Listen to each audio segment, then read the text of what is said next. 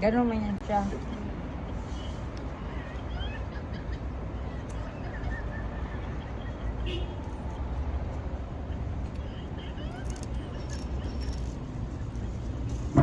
Ganun siguro si Charles. Ano kaya nasakay Kaya sila? yung kape. Parang naipit ng kapihan.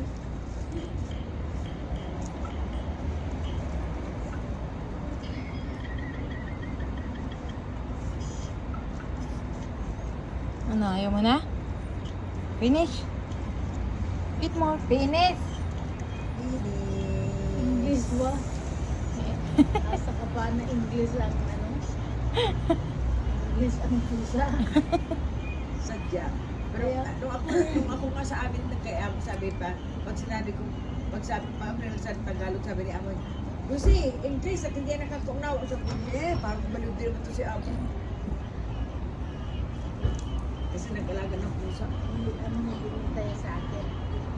Sabi niya, Dimak kinuha 100. Ayaw na. Kinuha 100. Ayaw na niya. Pwede ba? Kalimot sin. Dapat. Oh, uy, wag mo kagatin yan, boy. Lagi pa sa Boy, wag mo kagatin yan, boy. Ba't mo kinakagat yan? Hindi ice cream yan, uy. gutom na siya. Ubos.